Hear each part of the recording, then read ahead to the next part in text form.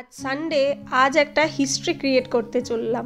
তবে দর্শকের আসন থেকেই আমি হিস্ট্রিটা ক্রিয়েট হতে দেখব। রাজকে যারা প্রথমবার কোনো কিছু এক্সপিরিয়েন্স করতে যাচ্ছি, তাও একা একা এই দূরবিদেশে। Hello friends and family, welcome to another blog of বিলেতে বিরাজ। ম্যানচেস্টারের ওল্ড ট্রাফোর্ড স্টেডিয়ামে ইংল্যান্ড ভার্সেস ইন্ডিয়ার টেস্ট সিরিজের একটা ম্যাচ চলছে। লাস্ট দিন আমরা চলে গেলাম খেলা দেখতে ওল্ড ট্রাফোর্ড স্টেডিয়ামে। তবে এই প্ল্যানটা হয়েছে খুব হটকারী একটা সিদ্ধান্তে, আর তখন অলমোস্ট সোল্ড আউট হয়ে গেছিল টিকিটসগুলো। রাজ আর শ্রেয়সীদির অফিস কলিগ এক দিদি আর তার সাথে শ্রেয়সীদির ফ্রেন্ডস সবাই মিলে আমরা একসাথে চললাম ইন্ডিয়া ভার্সেস ইংল্যান্ডের টেস্ট সিরিজের 4th ম্যাচের 5th ডে দেখতে।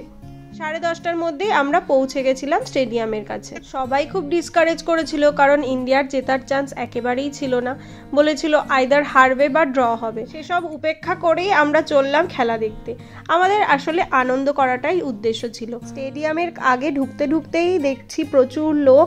ইংল্যান্ড আর ইন্ডিয়া দুই দেশেরই প্রচুর ফলোয়ার্স। আর ইংল্যান্ড ইন্ডিয়ার ম্যাচ মানে মনে পড়ে যায় লাগান সিনেমাটার কথা। জেনারেল গেটে ব্যাগ চেকিং করে ঢোকানো হলো। সেখানে ছাতা, কোল্ড ড্রিঙ্কস কোনো কিছু অ্যালাউড নয়। তবে এখানে নানান রকম কফি শপ, খাবারের দোকান সবই অ্যাভেলেবেল ছিল। আর এই ক্লাব হাউসের সামনে সবাই ফটো তুলতে খুব আগ্রহী ছিল।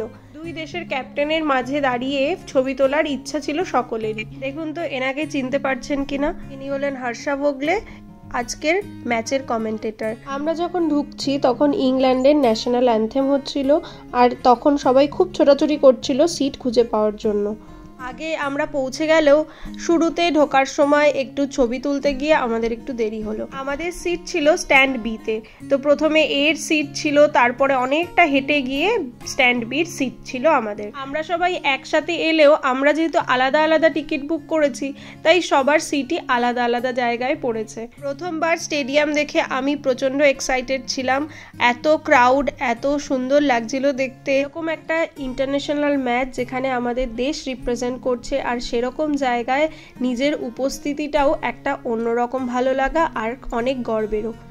তারপরে প্লেয়ার্সরা একে একে মাঠে আসতে শুরু করলো এবং তাদের নির্দিষ্ট পজিশন নিতে শুরু করলো। প্রথমে তো শুভমান গিল আর কেএল রাহুল ব্যাটিং করছিল। শ্রেয়সীদি ইডেন গার্ডেন্সে গেছে, তো শ্রেয়সীদি বললো ইডেন গার্ডেন্স এর থেকে অনেক গুণে নাকি বড় স্টেডিয়াম, কিন্তু আমি কোনোদিন যাইনি, তো আমার কাছে এটার প্রথমবার এক্সপিরিয়েন্স। পুরো স্টেডিয়ামে দুটো বড় বড় জায়ান্ট স্ক্রিন ছিল। একটা ছিল আমাদের ঠিক সামনেটায়, আর একটা ছিল আমাদের সিটের একেবারে পেছনটায়।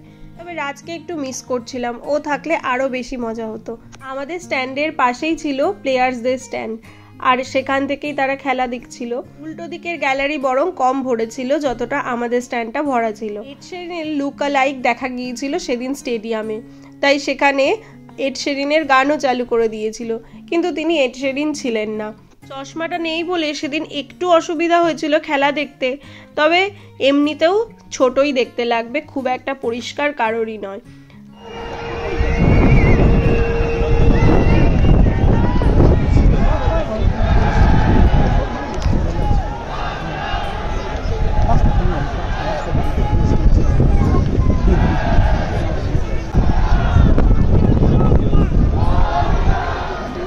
ড্রাম, ভেপু এগুলো তো বাজছিলই, তার সাথে সাথে শঙ্খধ্বনিও শোনা যাচ্ছিল।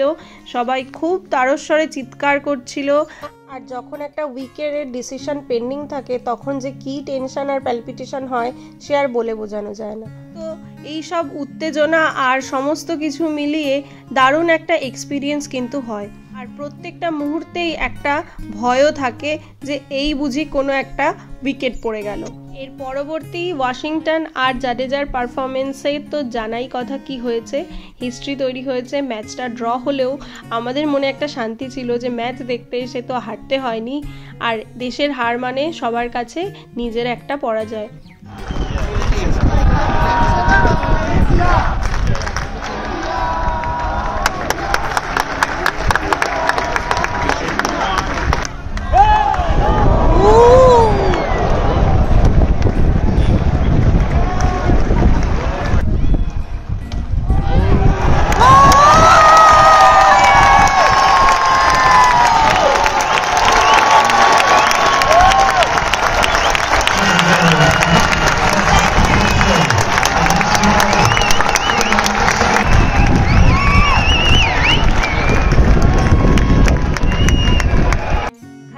মাঠে খুবই টান উত্তেজনা ছিল আর দারুণ এনজয় করেছি আমরা পুরো দিনটা। মাঝে একটু গিয়ে কফি খেয়ে এসেছিলাম কফি ব্রেকে, আর আমরা সেদিন নিজেদের টিফিন নিয়েই গেছিলাম। লাঞ্চ টাইমে একটুখানি ম্যাগি খেয়ে নিলাম। ম্যাগি বানিয়ে নিয়ে আসা হয়েছিল আজকে টিফিনের জন্য, কারণ কি খাবার পাবো, কোথায় পাবো আর কেমন খেতে হবে সেই রিস্ক নিয়ে তো চটজলদি ম্যাগিও হয়ে যায়, তাই ম্যাগি করে নিয়ে আসা হয়েছে। পরে আমরা সিট থেকে নেমে নিচের একদম কাছে সিটে বসেছিলাম, যেখানে শ্রেয়সীদির ফ্রেন্ডসরাও ছিল, আর এই ছিল অ্যাসিস্ট্যান্ট ডগ। এরা একদম নজর রাখছিল খুব ভালোভাবে। খেলার শেষে প্লেয়ার্সদের চলে যাওয়ার পালা, তবে আমরা অনেকক্ষণ তাও ছিলাম দেখার জন্য কি হয়। তো বেশ ভালো এনজয় করলাম আজকের দিনটা, একটা নতুন রকমের এক্সপিরিয়েন্স হলো। এত বছর টিভিতে দেখেই দেশের জন্য চিয়ার আপ করতাম, তবে চোখের সামনে দেশের জন্য চিয়ার আপ করার মজাই আলাদা। খেলার শেষে প্রেজেন্টাররা আলো জ্বালিয়ে দাঁড়িয়েছিল, তো এক এক করে প্লেয়ার্সরা এসে সেখানে সমস্ত ইন্টারভিউজ দেবে, আর তখন মাঠ ঘেরার কাজ এবং মাঠে ওয়াটার স্প্রিঙ্কল করা সবকিছু একসাথে চালু হয়ে গিয়েছিল। এরকম একটা রুদ্ধশ্বাস ম্যাচ, আর তারপরে এত ভালো ফলাফলে আমরা ভীষণ এক্সাইটেড ছিলাম।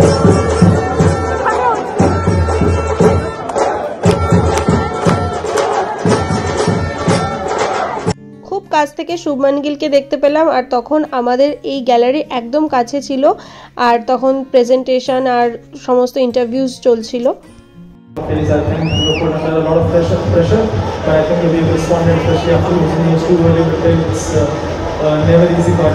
পাঁচটায় খেলা শেষ হওয়ার কথা ছিল, কিন্তু আমরা তারপরে অনেকক্ষণ মাঠে ছিলাম এবং প্রায় 6টা সাড়ে 6টা নাগাদ বেরোলাম।